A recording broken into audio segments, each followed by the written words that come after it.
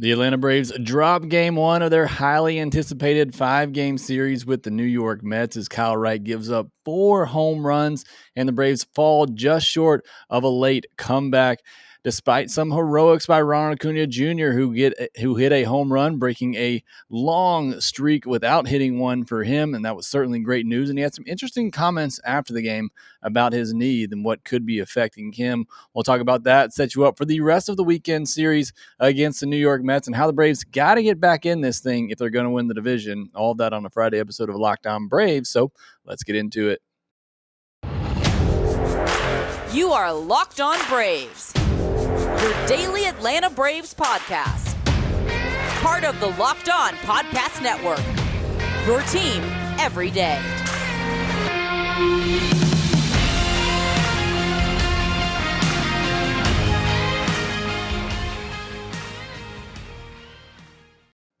Hey, and welcome back to Locked On Braves, part of Locked On Sports Atlanta, where we cover your favorite Atlanta sports teams each and every day.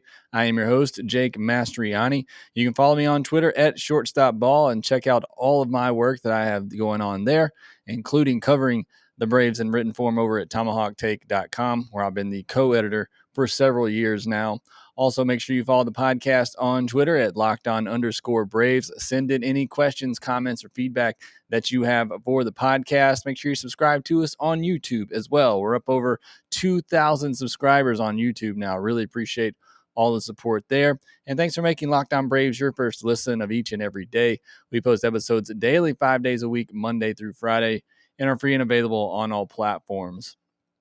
Today's episode is brought to you by BetOnline. BetOnline has you covered this season with more props, odds, and lines than ever before. BetOnline, where the game starts.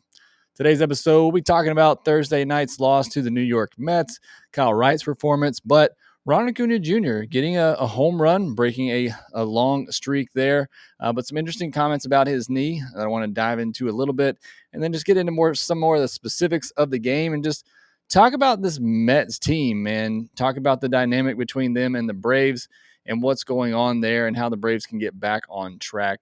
So we'll talk about all of that and then again set you up for the weekend. But Thursday's game, a 6-4 loss to the Mets. Score, ended up being close, and the Braves had a chance in the end, but really just fell behind too much too early and were unable to overcome that. At least they didn't lay down and look like they were going to get embarrassed on Thursday night, down 5-0, fought back in the game, got within 2 runs a couple of times. It's a tough road ahead now to win this series. I mentioned on Thursday's podcast, I thought this was as much as a must-win series as you can have early in August. You can't really afford to fall too much further behind the New York Mets with the schedules that both teams have coming up. It's much easier the rest of the way for the Mets than it is for the Braves. So you have to take advantage of these head-to-head matchups. And Thursday night, I felt like was a good opportunity to do that with Kyle Wright against Carlos Carrasco. And the Braves just were unable to get it done. Kyle Wright in particular, 6 innings, 7 hits, 2 walks, 6 earned runs, 4 strikeouts, 4 home runs given up. And that was the big difference there. The Mets, not really known as the home run type of team, that came away with 4 home runs, and that really was the big difference in this game. You want to look on the positive side for Kyle Wright. He at least made it 6 innings. No Braves starter did that the last time these two teams faced off. So, all joking aside, was glad to see him at least stay in the game, continue to work through that, and, kept the team in the game for the most part and was able to get through 6 innings so you don't blow up the bullpen in game 1 of a 5-game series. For me, it was the 2 walks to Francisco Lindor that were brutal and ultimately doomed Kyle Wright in this start. Yes, he gave up 4 home runs. You can live giving up, solo home runs every now and then. 4 is obviously a lot of home runs to give up in a game, but it was the walks to Lindor, but ahead of runs that were hit that came in. You had the walk in the first inning, which put Marte in scoring position for Pete Alonso's hit to left field that gave the Mets an early lead. And then it was a walk to Lindor in the 3rd inning, right before Pete Alonso hit a big home run to make it a 3-0 game. So those home runs right there, or those walks right there, ended up being really crucial for Kyle Wright in this start. And of course, you don't know how the at-bat's going to go differently if he throws Francisco Lindor strikes, but you can't walk those guys, especially in the middle of their order, especially in front of Pete Alonso, top 10 in the league and runs batted in. You just can't do that. And I think the struggles for Kyle Wright on this night were pretty evident. He just did not have his fastball command, and particularly in those at bats to Lindor, you could see him visibly frustrated with his fastball command and just not able to get it in the strike zone when he needed to. Because of that, Mets hitters were able to just sit on his off-speed stuff. And as good as his curveball is, if you can eliminate the fastball and sit on it, it becomes that much more hittable. And his curveball on the season has a 35% whiff rate, but he got just 3 swings and misses on 16 swings against that curveball against the Mets on Thursday night. He gave up 2 home runs on that curveball, and he had just 1 called strike on his fastball. That is just an insane stat to me. 1 called strike on a fastball all night. That to me just tells you that, one, he did not have fastball command, and because of that, Mets hitters were just eliminating it and looking for that curveball, and they were hitting it and hitting it hard.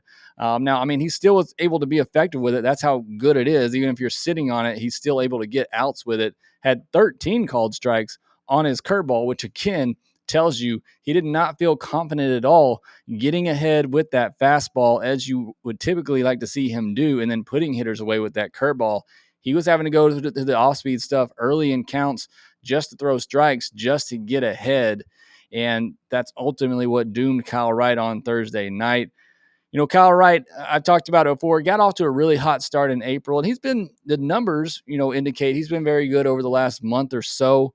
I think at this point, he's the Braves' 4th best starter. I think Strider has passed him in the rotation. I think what Charlie Morton's done over the last couple of months, as we talked about yesterday, I think he's back up there in that top front of the line rotation. For me, if the postseason started today, I'd go Fried, Morton, and Strider as my top 3 starters in a postseason series. Wright, to me, has kind of slipped to that 4th starter. He can pitch like a 3, and at times we've even seen him pitch like a 2. But I think overall, when you look at where he is now, he's the 4th best starter on this team.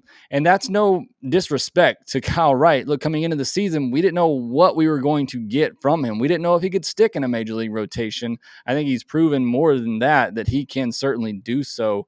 But I still don't think he's that top of the rotation arm that maybe we saw earlier in the year. I think he's settled in more to a 3rd, 4th type starter, which is perfectly fine. I'm not trying to discredit Kyle Wright in the slightest. He's been very good for the Braves this year and has set himself up to be a part of this rotation for years to come. But for me, when I'm just looking at the pecking order of this rotation, for me, he's the 4th best starter going for the Braves right now. Other thing I wanted to talk about from Thursday's game was Ronald Acuna Jr., and he got a home run, his first home run in his last 86 plate appearances. That's huge. I mean, that is really big for Ronald. You could see it as he rounded the bases. It's just like a weight lifted off his shoulder. The celebration with him in the dugout, the kind of mock curtain call celebration, that's great to see. And we obviously are waiting for Ronald Acuna Jr. to break out. And that was a big home run and a big moment. It got the Braves within 2 runs. It made a 5-1 game, a 5-3 game, and you felt like the Braves had a chance at that point. So, I mean, it came in a clutch situation, a clutch moment for the Braves. And the ball he hit in the first inning, too, hit 102 miles per hour, a launch degree angle of 26 degrees, which is, about what you want. It had an expected batting average over 300. That ball was struck well.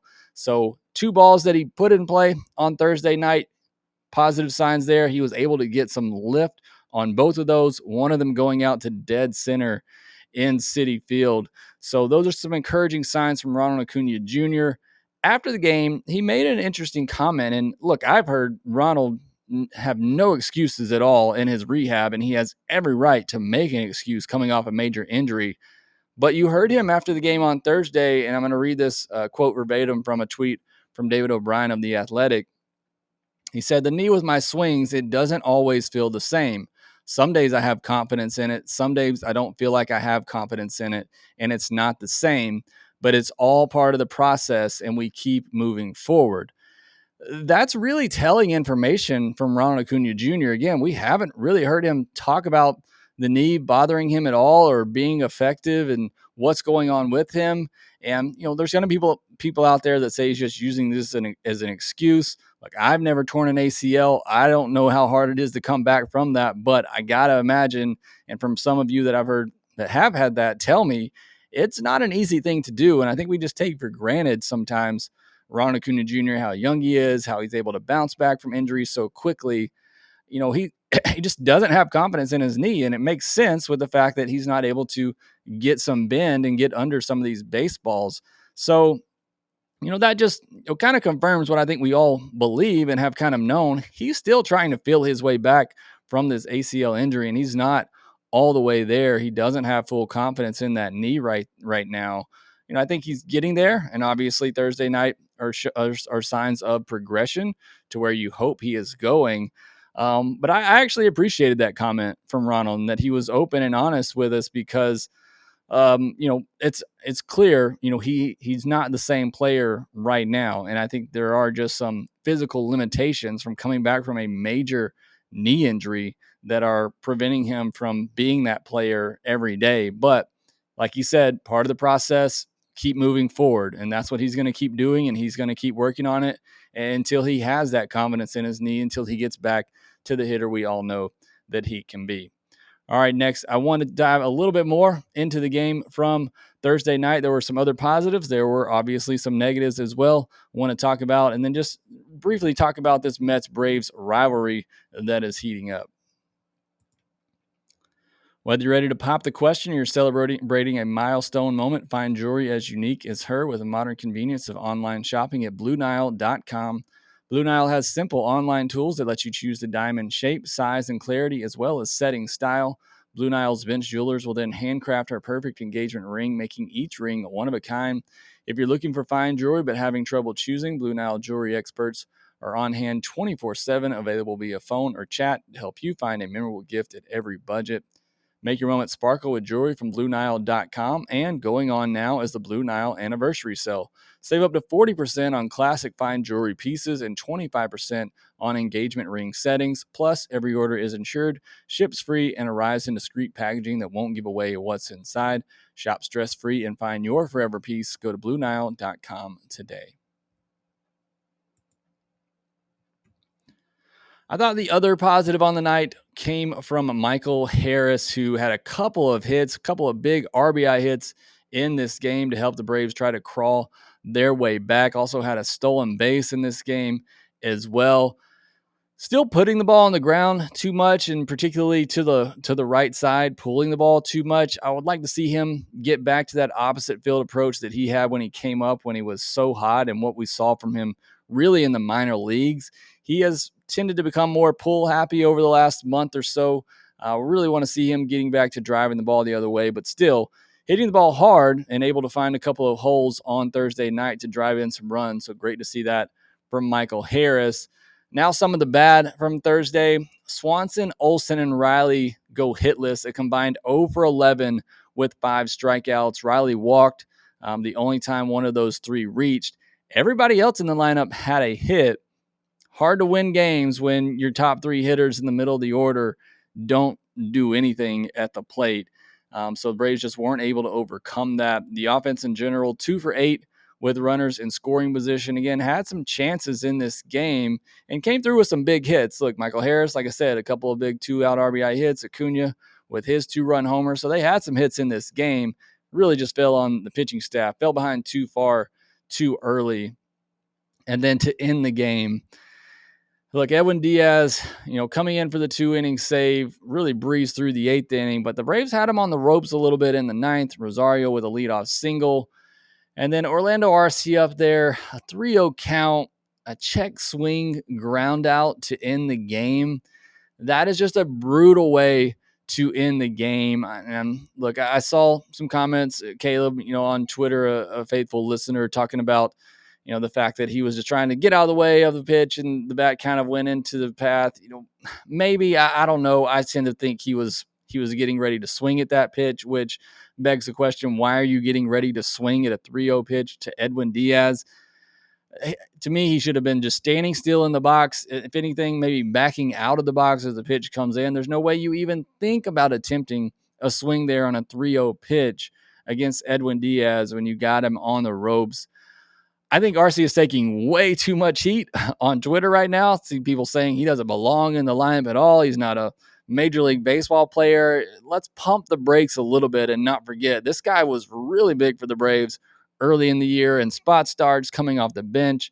Obviously, when he kind of took over for Ozzie Albies, playing every day, those numbers are going to go down a bit and he cooled off. But the guy had homered in his last 2 games. He's been playing Gold Glove defense at second base. Let's take it a little easy on Orlando Arcia right now. But that was just, in my opinion, kind of a boneheaded mistake right there. You can't even be anywhere close to putting your bat on the ball in that situation. And I felt comfortable with Orlando Arcia coming up in that spot. This is a guy who can feast off fastballs at whatever speed you're throwing them, and we've seen him do that all year with the home runs that he has. But in 3-0 count right there, Diaz was clearly kind of struggling with command, losing it again. His second inning pitch count getting up to 30. That just can't happen, and that's just a terrible way to end the game. On the Mets side of things, deadline acquisitions are killing the Braves right now. You had David Robertson from the Phillies shut down the game on Wednesday. And in this game, you have Tyler Naquin go deep twice. Daniel Vogelbach went deep. So deadline acquisitions right now are just murdering the Braves at the moment. And even Robbie Grossman, the guy the Braves got, he doubled in his first at bat. So deadline acquisitions for all teams kind of coming through right now for their respective teams. Edwin Diaz, I just mentioned, the guy is just unreal. He is so hard to hit right now. And, he comes in the 8th inning. I think Buck Showalter, just knowing the importance of, quote unquote, stealing this game. I know they were up big. It wasn't necessarily a game they felt like they were stealing, but this was the game going into it. You felt like the Braves maybe had a good chance to win. And, if the Mets win this game, they have Scherzer and DeGrom, waiting in the wings over the weekend. So you feel like whoever won this game had a really good chance to win the series. Obviously, anytime you win the first game of a series, that's the case, but especially so here.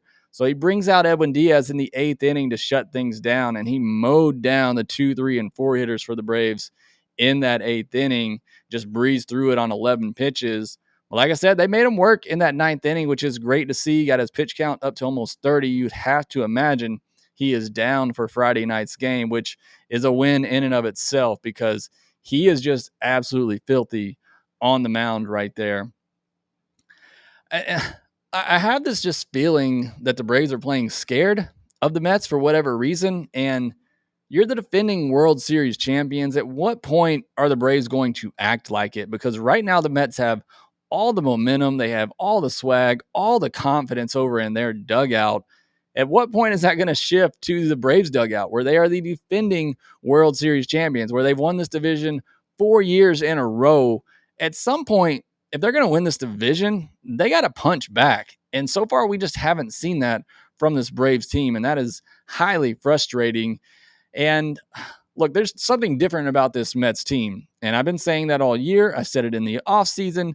I know I probably have a lot of Mets people listening to this, or they're going to bash me in the comments for whatever reason because you're not listening to what I'm saying. I've been very blunt all year. The Mets are different. They're a good team. I love their offseason moves. I love their deadline acquisitions, just getting good depth like Naquin, like Vogelbach. I've been very complimentary of the Mets. This team is different, but I still think the Braves are just as good, if not better, when they play their game. But right now, they're just playing such scared baseball against the Mets and the starting pitching in particular. If you're going to beat the Mets, you have to outpitch them because their offense is deep top to bottom, and they're going to give up some runs, but their pitching staff is really good. And the Braves pitching staff is really good. If you're going to beat them, you have to outpitch them, and the Braves just have not done that. In that last series in particular, their starters, couldn't get into the 6th inning. And then on Thursday night, Kyle Wright gives up 6 runs. I mean, you can't beat the Mets like that. You have to hold them to 4 runs or less, really 3 runs or less, if you're going to beat this team. And the Braves pitching just hasn't gotten it done against them so far. And that is just, it's frustrating to see as a Braves fan. I was watching The Captain, the documentary on Derek Jeter, and I believe it's the third or fourth episode. They're talking about the 2003 playoffs and then the 2004 playoffs. And that 2003 postseason, the Red Sox and Yankees are playing, and the Red Sox are up in that series, and then they go to the Game 7, and Derek Jeter saying, "We knew they were going to lose it. They were the Boston Red Sox. They always find a way to blow it." And I feel like that's the sense that we've had with the New York Mets for so long. You just know they're going to blow it. They're going to choke at some point because that's what they've done for the last 20, 30 years. That's not the case with this team. And you think of that 2004 season after the Red Sox did choke, they did blow it in 2003. And in 2004, they come back and win the World Series. I get that sense. That's the feeling with this Mets team. We're still in that mindset that, oh, they're the Mets, they're going to blow it. No, they're different. This is a good Mets team. They are not going to fade away. They have all the confidence in the world. They believe they can win. They don't think they're going to blow it as teams in the past have. It's just a different Mets team. It's a different mindset.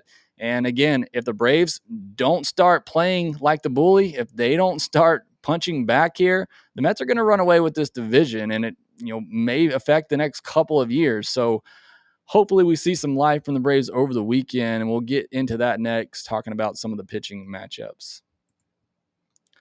BetOnline.net is the fastest and easiest way to check on all your betting needs. Find all your favorite sports and events at the #1 online source for odds, lines, and games. Find reviews and news of every league, including Major League Baseball, NFL, NBA, NHL, combat sports, esports, and even golf. BetOnline continues to be the top online resource for all your sport wagering information, from live in-game betting, scores, and podcasts. They have you covered at BetOnline. Head there today or use your mobile device to learn more about the trends and action happening. BetOnline, where the game starts. As I mentioned, the Atlanta Braves better start making some noise against the New York Mets, or this division is going to slip away from them in 2022. And it's a tough matchup. On Friday night, you have Ian Anderson, he was great his last time out, but as we know, he has been very bad, I guess is the best way to put it, for a lot of this season so far. And he has to be great again. I mean, the Braves need him in this start. I just talked about it. If you're going to beat the New York Mets, you have to outpitch them. And the Braves have not done that to this point. And they give it to Ian Anderson after dropping game 1 and really need a great start out of him. There's a lot of pressure on him in this start. Like I said, if you're going to win this series, you have to win obviously 3 of these games, and you have Scherzer lurking on Saturday in one of those games, and you have DeGrom on Sunday. So this is a very important game for the Atlanta Braves if they are going to come back and win this series and pick up a game in this series. So that's a lot of pressure on Ian, but hopefully he strives under that pressure. We've seen what he's done in the postseason and the most pressure-packed games that you can pitch in. For me, if Ian can get through 5 innings, 2 runs or less, I would obviously love for it to be a little bit less than that. But if Ian can give me 5 innings of 2 earned or less, I feel good about the Braves' chances. The bullpen is rested. You can go McHugh and Lee to get through the 6th inning, and then you got Iglesias, Minter, and Jansen to close things out. So hopefully Ian can give me at least 5. Obviously, I would take more than that, and I would take fewer runs than that. But for me, the bare minimum, I need Ian to give me 5 strong innings. With the way the Mets hitters take pitches and the way that Ian, just loses command of his pitches at times, I kind of have a hard feeling, or hard to see him going more than 5 innings in this game. So that's why I'm kind of setting the bar a little bit low. Just give me 5 solid innings, and hopefully the Braves have a lead. You turn it over to their bullpen. But Taijuan Walker, he has been really good all year long, an ERA under 3. He's given up 3 earned in 3 of his 5 starts in July. So again, an opportunity to get to him. That's why I talk about that 3-run number. That's a big key number in this series. You keep the Mets under that number. Most times you keep a team under that number, you have a good chance to win. But you look at Taijuan Walker, again, he's given up 3 earned in 3 of his last 5 starts. If the Braves can get to him for that, I think they have a good chance if Ian gives you a solid start. Taijuan Walker has gone 6 innings in 9 of his last 10 starts, went 5 2/3 in his last time out, which broke up a stretch of 9 in a row, going at least 6 innings. So he's been going deep in ball games, been giving up 3 earned or less. So Taijuan Walker obviously been very good. Going to be a tough matchup for the Braves on Friday. On Saturday, we know the Braves are throwing Max Fried and Jake Odorizzi. We know the Mets are throwing Scherzer in one of those games. Not sure about the other one. And then on Sunday, what a matchup. Spencer Strider versus Jacob deGrom. That is must-see TV. For whatever reason, it's a 4:10 start on Sunday. Kind of wish that was the Sunday night game. I don't know why it's a mid-afternoon game, but that's what it'll be. And either way, it'll be a great pitching matchup. Since it is mid-afternoon, you could have some shadows to deal with as well, but don't want to miss that one. We're going to have all of that covered on the postcast. Me and Grant McCauley could do in the postcast all weekend. So while won't have another Lockedon Braves podcast this weekend, we will have postcast after all of these games. These are very important games, a very important series for the Braves. Off to a bad start, but have some time to pick things up over the weekend. But it's got to start now. The mindset for the Braves has to change. They have to be the bully in this series. They have to punch back against these Mets who are just flying high, have all the confidence in the world. It's time for the Braves to try to humble them a little bit and come back in this series and get some wins. That will do it for this episode of Locked On Braves. Make sure you follow us on Twitter at LockedOn_Braves. You can follow me at ShortstopBall. Make sure you subscribe to the Locked On Braves podcast wherever you get your podcast, and we'll talk to you next time.